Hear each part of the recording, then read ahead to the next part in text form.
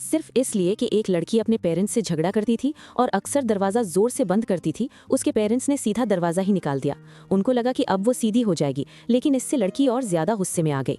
जैसे जैसे उसका गुस्सा लाल हो गई और उसके सामने अजीब सी आग जाहिर होने लगी, वो सीधा अपने पेरेंट्स के कमरे की तरफ भागी। आग इतनी बढ़ गई कि पूरा कमरा जलने लगा। पेरेंट्स की चीखों ने उसे होश में लाया, लेकिन तब तक सब कुछ जल चुका था। मुश्किल से तीनों बच गए, लेकिन माँ बुरी तरह जल गई। उस दिन के बाद लड़की के अंदर की ताकत जाग गई। मैजिक एकेडमी के प्रिंसिपल ने उसकी पावर पहचानी और उसे एकेडमी ले गया। वहाँ मुख्तलिफ किस्म के स्टूडेंट्स थे। लाइटनिंग पावर यूज़र्स जो हवा की एनर्जी कंट्रोल करते हैं, वाटर पावर यूज़र्स जो पानी को कंट्रोल करते हैं, माइंड रीडर्स जो सोच समझ लेते हैं, प्लांट यूज़र्स जो पौधों को कंट्रोल करते हैं, और फायर यूज़र्स जो आग को कंट्रोल करते हैं। लेकिन क्योंकि ये उसका पहला दिन था, वो अपनी पावर कंट्रोल नहीं कर पा रही थी। क्लास में सबके सामने वो फोकस नहीं कर सकी और फेल हो गई। बाद में वो अकेली जंगल में प्रैक्टिस करने गई। बहुत कोशिश के बावजूद उसकी पावर एक्टिवेट नहीं हुई। फिर उसने अपने जले हुए घर की तस्वीर देखी और उसका गुस्सा वापस आ गया। इस बार उसके हाथ में सच में आग जल उठी। आग की गर्मी उसे महसूस हुई, लेकिन जल्द ही वो कंट्रोल से बाहर हो गई। उसने बुझाने की कोशिश की, लेकिन उल्टा आसपास सब जलने लगा। तब एक वाटर यूजर ब्लैक गर्ल ने आकर उसे रोका और उसे काम किया। जब आग उसकी तरफ बढ़ी तो उसने वाटर शील्ड बनाकर आग बुझा दी। लड़की अपनी गलती पे शर्मिंदा हो गई।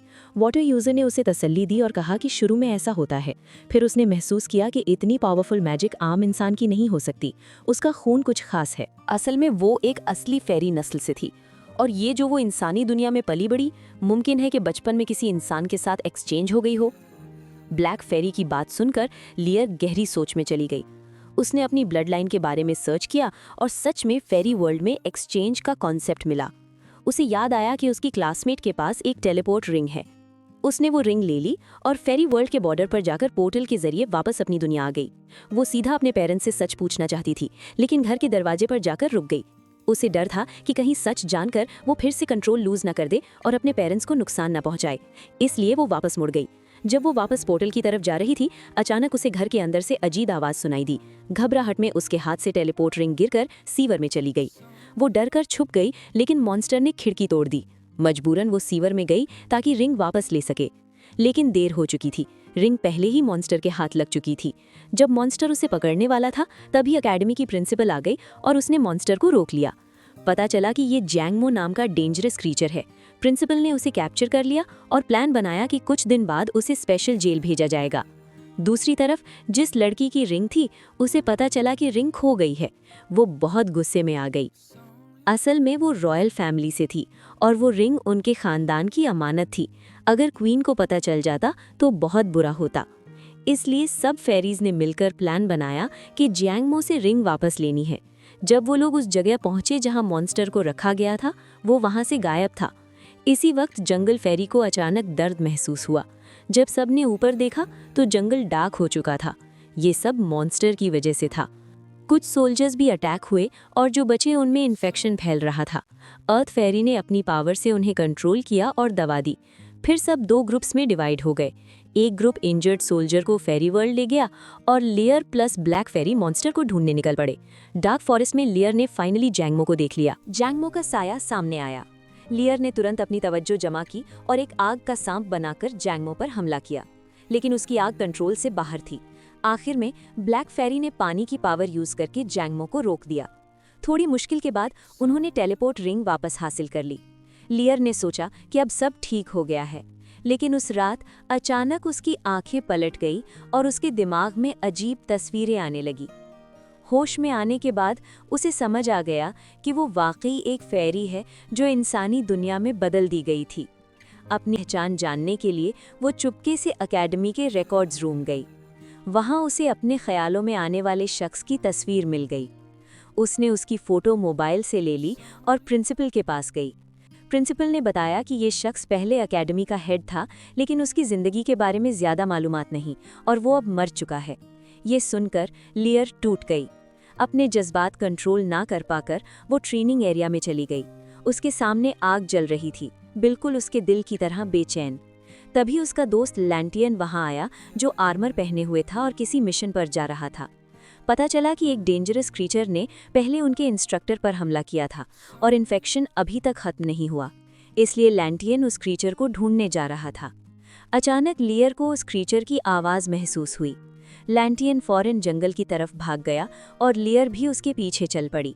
लेकिन जंगल में जाते ही क्रीचर ने उन पर अचानक हमला कर दिया। जब सब कुछ खतरनाक हो रहा था, उनकी फेरी फ्रेंड्स टाइम पर आ गईं। उन्होंने मिलकर लाइट मैजिक यूज़ की और क्रीचर को रोक लिया। फिर सबने मिलकर उसे कैद कर लिया। आखिर में लैंटियन ने अपनी स्पेशल वेपन से क्रीचर को जख्मी कर दिया। सबने सोचा कि क्रीचर खत्म हो गया है, लेकिन वो दोबारा उठ खड़ा हुआ। फिर अचानक उसका जिस्म फट गया। दरअसल प्रिंसिपल भी वहां आ चुकी थी। उन्होंने सबको डांटा कि बिना सोचे समझे ऐसी रिस्की हरकत नहीं करनी चाहिए। असल में प्रिंसिपल उनकी ग्रोथ से काफ़ी खुश थी। जब बाकी फेरीज ट्रेनिंग में बिजी थी, लाइटनिंग फेरी चुपके से प्रिंसिपल के ऑफिस गई। उसे लगता था कि वहाँ एक सीक्रेट रूम है। अपना मकसद हासिल करने के लिए उसने एक लड़की को ज़बरदस्ती बैरियर की तरफ धक्का दिया, जिससे प्रोटेक्शन मैजिक कुछ देर के लिए टूट गया। वो लड़की बिजली लगने से बुरी तरह झुलसी, लेकिन लाइटनिंग फेरी सीक्रेट रूम में दाखिल हो गई। अंदर एक पावरफुल मैजिक केज था, जिसमें कोई अननोन क्रीचर बंद था। मैजिक इतनी स्ट्रांग थी कि वो करीब भी नहीं जा सकी। कुछ न मिलने पर वो वापस निकल गई और अपना राज छुपाने के लिए उस लड़की को अपनी बिजली से जलाकर मिटा दिया। कुछ दिन बाद एकेडमी को उस लड़की की गायबी पर शक हुआ। मैजिक फिंगरप्रिंट से पता चला कि उसे कत्ल किया गया है। प्रिंसिपल ने इन्वेस्टिगेशन शुरू कर दी। इसी दौरान फेरी क्वीन एकेडमी आई। उसकी बेटी प्रिंसेस स्टेला बहुत टेंशन में आ गई, क्योंकि उसे पता था कि क्वीन उसकी परफॉर्मेंस चेक करेगी। ट्रेनिंग के बाद क्वीन ने उसे प्रिंसिपल के ऑफिस ले जाकर उसकी मैजिक टेस्ट की। स्टेला की लाइट मैजिक स्ट्रांग हो गई थी, लेकिन क्वीन फिर भी सेटिस्फाइड नहीं हुई। उसने कहा कि मैजिक सिर्फ खूबसूरती के लिए नहीं, बल्कि ताकत के लिए होनी चाहिए। क्वीन ने अपनी पावरफुल लाइट मैजिक दिखाकर पूरा माहौल बदल दिया। फिर वो स्टेला को अपने साथ वापस ले गई ताकि उसे और स्ट्रांग बना सके।